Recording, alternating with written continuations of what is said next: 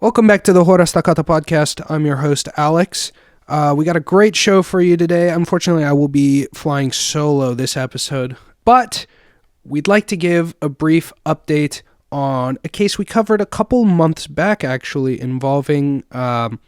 Corina Tarnita, Dr. Martin Novak, and the connection between Harvard academia, Princeton academia specifically, and Jeffrey Epstein. Before I go on, though, we are a very new channel, as you can probably see. We don't have a lot of traction just yet. If you could give us a like, comment, we will read all comments and reply as thoroughly and as quickly as humanly possible. And if you can share this video as well as maybe some of our other videos, we'd appreciate it greatly. Any little bit helps. Starting off, I'd kind of like to reintroduce and rediscuss certain key members and key players in this entire story from the beginning and reestablish the chain of events that led us up to this moment, and then we can go into new updates that may have come up in recent weeks. This entire drama was over a email correspondence chain in April 2009 between Jeffrey Epstein, Richard Kahn, who you can see in that image over there on screen, who was Jeffrey Epstein's personal accountant, Martin Novak, who was a professor of mathematics and biology at Harvard University at the time, and at that time also was the doctoral advisor for Corina Tarnita, who's a PhD candidate, Leslie Groff, who's the personal assistant and secretary of Jeffrey Epstein, and lastly, of course, the key character kind of in all of this, Dr. Corina Tarnita, who was, as I mentioned before, at the time, a doctoral candidate at Harvard studying under the advisorship of Martin Novak, and she would later go on to become director of the program for evolutionary dynamics at Princeton. Also, something to note, and something I don't think we ever really quite touched on in our original episode on the subject, the C.O.U.Q Foundation, which I will henceforth refer to as C.O.U.Q, just because it's easier to say. The C.O.U.Q Foundation was a 501c3 nonprofit. This would be essentially, and we'll see it pop up throughout this entire case periodically, this was the private fund that Jeffrey Epstein would use to make charitable donations, give grants. Oftentimes he would use it to conduct hidden or illicit business, and it sort of just acted as a private pool of money for the Epstein, for Epstein's own use, to kind of establish what Jeffrey Epstein was even doing at Harvard, because he had no professional relationship with the school necessarily. He was never a teacher. He was never a professor. He was never a member of faculty. However, the C.O.U.Q Foundation would contribute over the course of Epstein's association with Harvard, would contribute somewhere in the realm of $9 million to various programs around Harvard and to programs at the school through this foundation. In particular, the Program for Evolutionary Dynamics, the PED, would be created largely due to a 2003 donation from Jeffrey Epstein in the ballpark of $6.5 million. So Jeffrey Epstein would have an office at Harvard. He was obviously very connected with the school, obviously not in any sort of academic capacity, but almost as a sort of investor in the school, which is important to establish because and I will go over this in greater detail later, but Jeffrey Epstein had almost no business interacting with students in an academic setting, had almost no business being involved in the school beyond being a donor. Starting in April 2009, Corina Tarnita, Epstein, and Rich Khan would start an email thread that would basically recount or go through the details of transferring sums of money to two anonymous Romanian women and their Banca Transilvania bank accounts. One would be in California and one would be at Iași. So just to read off of the email. Dear Rich, this is from Corina Tarnita, by the way. Dear Rich, this is the last wire transfer info. This time it is for $5,000. Name, redacted. Account number, wire routing, transit number, bank name, Wells Fargo Bank, North America, address 420, blah, blah, blah, blah, blah. Thank you, Corina. And then from the same day, April 9th, from Rich Khan, wire sent Thursday morning. It should hit your account tomorrow morning. So Dr. Corina Tarnita would give out the personal information and facilitate wire transfers on behalf of Jeffrey Epstein and in particular Rich Khan, his personal accountant. Again, April 13th, another response from Jeffrey Epstein himself. This is from C.O.U.Q, correct? Yes? Okay.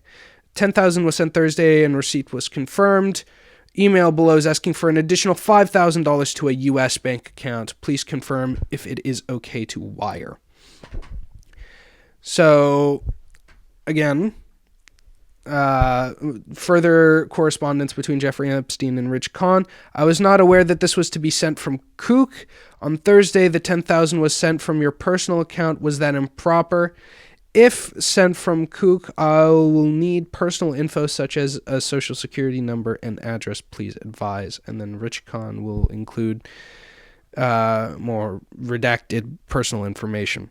And now to understand kind of why this is so pressing, so alarming, I think it's important to take a look at the act that made all of this possible, the Epstein Files Transparency Act, and specifically the section for permitted and prohibited grounds for withholding.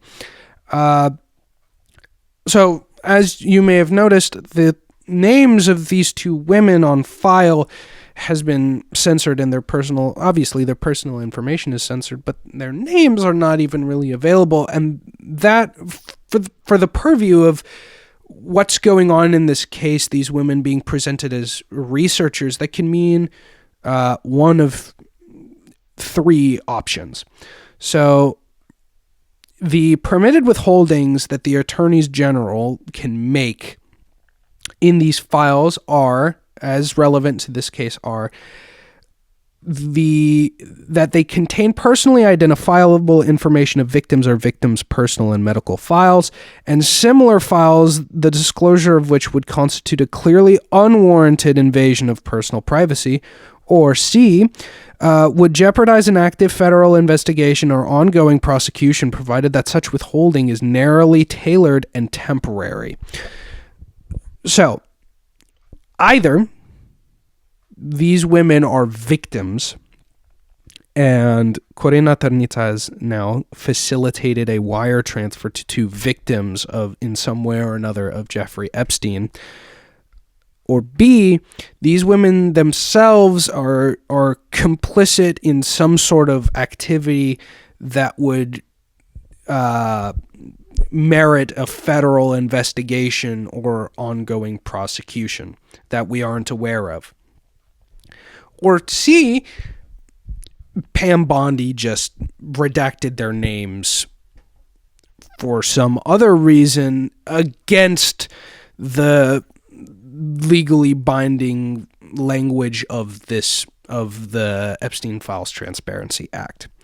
And also, it should be noted that Dr. Corina Tarnita would receive her PhD in June of this same year, 2009, almost 2 months after this email conversation happened, which I think should be concerning because it begs the question, would she have received her PhD had she not facilitated this wire transfer? Is this her way of paying or otherwise earning her keep to join this strata of academia that she wanted to be a part of so desperately?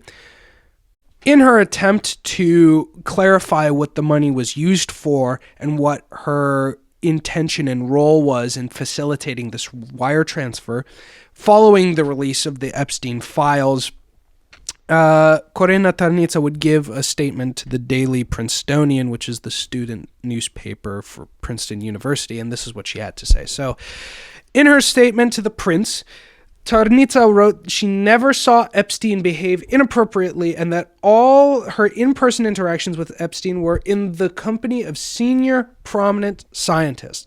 The files do not include any materials indicating that Tarnita was aware of or participated in any crimes related to Epstein's 2019 charges. Epstein was a frequent donor to academic and research institutions, including Harvard's program for evolutionary dynamics, where Tarnita was a graduate student and then postdoctoral researcher from 2008 to 2010. Like most people who knew Epstein in his capacity as a donor to scientific research, I am revolted by his depravity and regret having met him. We'll talk more about that later, about how revolted she actually was. But more pertinently, she describes her role in this wire transfer as the following. So she says, in the context of this developing relationship, we raised with the University of Iași the idea of an anonymous donor supporting exceptionally promising women mathematicians, Tarnita wrote.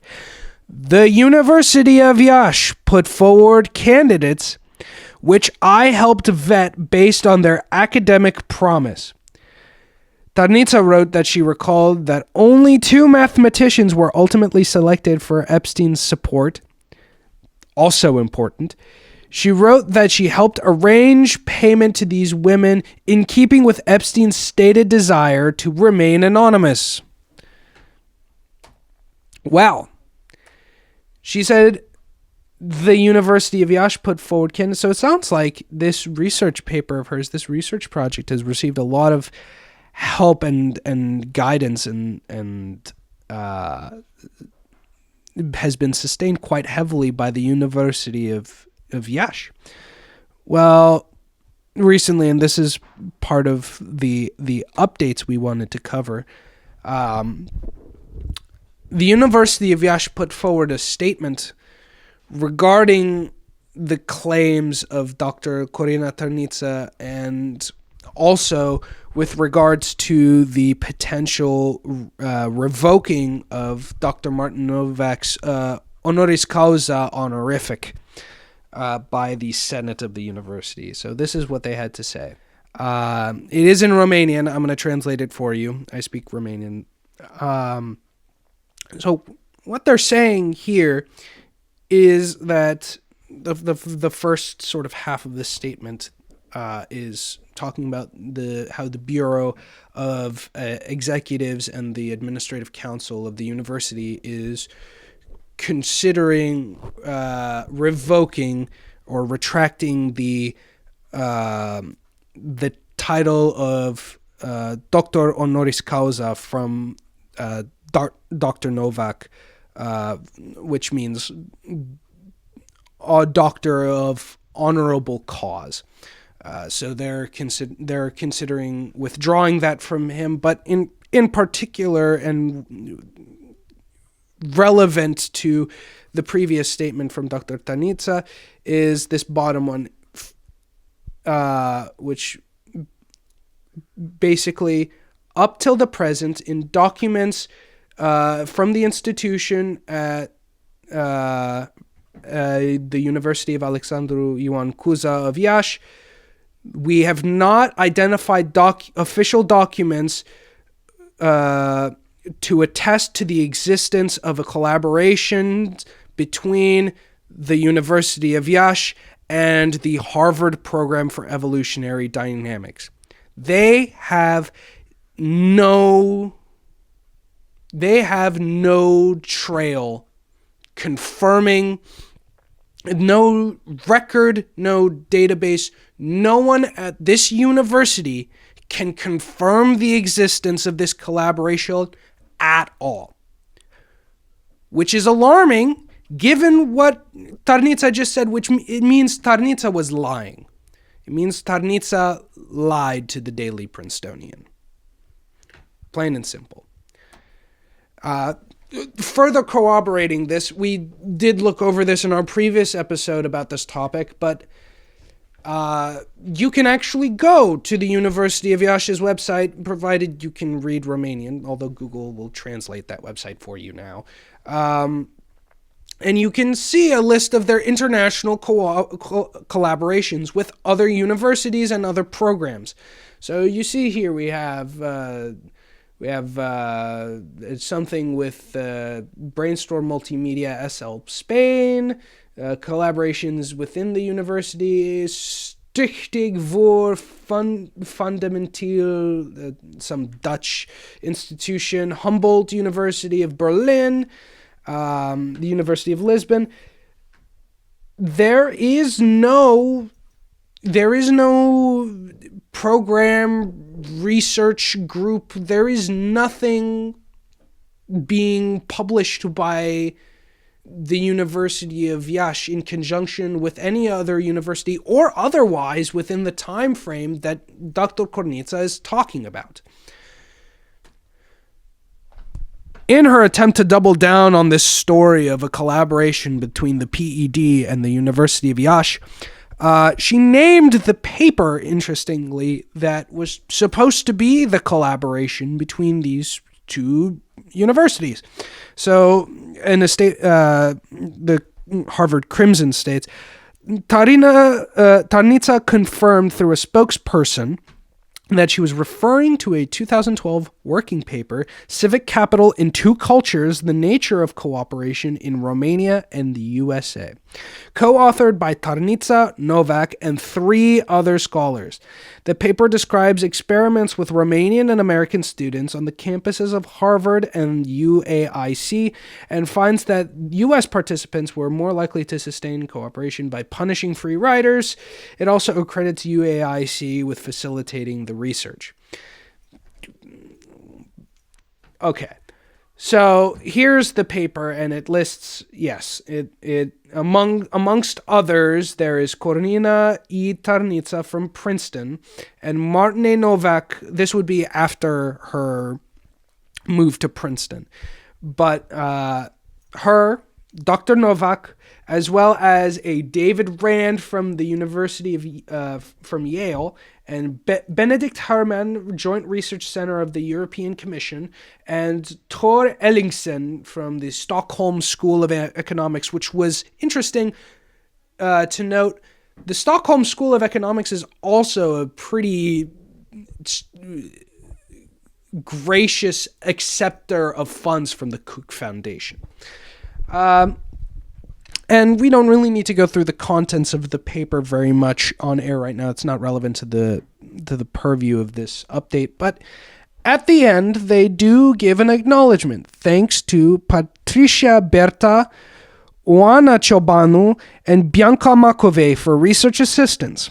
Thanks to the University Alexandru Ioan Cuza of Iași, Romania, and to Professor Henry Lucian for facilitating the experiment. MAN and DGR are supported by grants from the John Templeton Foundation. So, a couple things here. First of all, this wire transfer would happen in April of 2009, and this paper would be published in 2012. So, whether or not this study takes 3 years to do is up to debate, but intuitively to me, it's very strange that this took 3 years after the initial soliciting of these 2 Romanian researchers. Speaking of, there's an acknowledgement to 3 Romanian women here, not 2. And very specifically, earlier in the program, we covered the fact that she only vetted 2 women for this study, which does not corroborate her earlier story. Because speaking of the solicitation of these 2 women, there's another contradiction appears in Dr. Tarnita's use of this story as an effort to show that her wire transfer was put to use in some sort of academic capacity as opposed to some other nefarious, as opposed to being for some other nefarious purpose.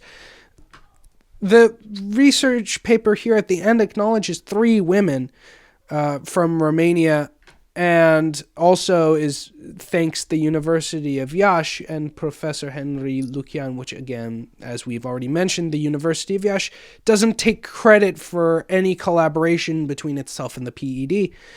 But importantly, this names 3 women who contributed to this paper, and very specifically, Corina Tarnita said she only vetted 2 women with the assistance of the University of Iași. Furthermore, we have no proof that any of these 3 women actually received the $10,000 or $5,000 that Corina Tarnita helped to wire transfer in collaboration with Rich Khan. So this doesn't. The timeline is wrong, and the number of people is wrong, and it's also still quite nebulous as to who these women are. For all we know, us as the masses of people, for all we know, she could have just randomly picked 3 women out and just put them there. They're redacted. We can't cross-reference them with the names from the emails. So it doesn't mean anything. So, the question still stands. Did you make these payments for research? Or do you not know why you made these payments? Or do you know, and was it something else? And the fact that she continues to be unclear about her story signals to me, at least, that it's not the story she's claiming to be, at least not entirely. Basically, up until now, it's important to note, Dr. Corina Tarnita, up until this point, I've made a lot of statements about her actions and her character and so on and so forth. But up until now, she can be said to have had plausible deniability regarding Jeffrey Epstein's prior crimes and indeed ongoing very serious crimes. And up until now, we can say that she maybe was naive. Maybe she facilitated those wire transfers out of a naive sense of advancing some greater academic purpose or whatever. After this moment, March 2nd, 2011, that plausible deniability goes away. The Newsweek article would come out. Jeffrey Epstein would presumably talk to her in either through some other communique or in person about allegations made against him. This is the moment where Corina Tarnita afterwards can say, I was knowingly associating with a mass-scale pedophile. This is what she had to say in an email later that week. From Corina Tarnita to Jeffrey Epstein vacation, date 10th March 2011. Publicity can be terrible, but only if you don't have any, right? I love the photo of you now in the newspapers. Excellent choice. If you want some distraction, Come buy PED and let's do science. So she knows now. She knows what he's being accused of. She knows what he has previously done to be convicted of sex crimes in Florida. And she's making light of it. She thinks this is hilarious. And not only that, if you want some distraction, come buy PED and let's do science. Remember, this would be right after the Newsweek article. It would happen, I believe, correct me if I'm wrong, but within basically a day or so of that article running. And she's seen that everything is revealed, and she's making a joke about, oh, haha, look at how much publicity you have, and ooh, I love the photo of you from the newspapers. I've criticized her actions prior to this point, and actions can be motivated by naivety. They can be motivated, as we talked about before. There's a lot of reasons she might have acted the way she did. This is morally inexcusable and completely reprehensible. There is absolutely no reason to be goofing around like, oh, haha, oh, wow, look at how much publicity you're getting. It comes across so callous. And so Jeffrey Epstein was, we know now, but even back then it was understood he was doing unspeakable things to children. And for her to so unabashedly wave her hand at the whole affair, I think it really puts a nail in the coffin for Corina Tarnita, and it's shameful. It's shameful behavior, the way she's responded to the Newsweek article and to the larger controversy around Jeffrey Epstein. And she would continue. Of course, that wouldn't be enough self-incrimination. So in April 18th of the same year, 2011, she would continue her correspondence. Jeffrey, thank you for being a great friend. Talking to you always makes me feel better. It was so good to see you. And then Friday, 10/28, 2011, another email from Corina Tarnita to Jeffrey Epstein. Great fun. Sorry for all the typos sent from my phone. La la la la la la la la la. It makes me so happy to see you. It's like a surge of energy. And remember, all of this is after the Newsweek article, after the expose of Jeffrey Epstein, after everyone knew what he'd been convicted of in Florida in 2008. And lastly, I want to touch off, this will be where Corina Tarnita and Jeffrey Epstein's email communications, as far as the files are concerned, cuts off. But this would be Corina Tarnita telling Jeffrey Epstein Princeton wants her to come over to the school, and she would indeed take this opportunity, becoming director of the PED at Princeton. Yeah. Congratulations to Corina Tarnita. You're living the American dream. I'm so proud of you as a fellow Romanian. You know, you too can work hard and ascend to the upper echelons of pedophiles and miserable pieces of shit. Good job. And now I'd like to speak a little bit as to why it matters and why I feel now even more personally, on a personal level, connected to this case, is because a while back, I go to UW Bothell. I just finished my third year at the school now, and I attended a talk as part of a class, a talk given by a Dr. Taylor, who was also a professor at Princeton, specifically of African American history. And I went, it was for an assignment. I had to write up a report on what I heard from her talk, but she opened up the floor to questions from the audience after her talk was concluded. And a lot of the questions were sort of, I must confess, I'm a little bit disappointed in my academic colleagues that they were kind of so willing and ready to glaze Dr. Taylor and not really ask any questions critical of her mission or of her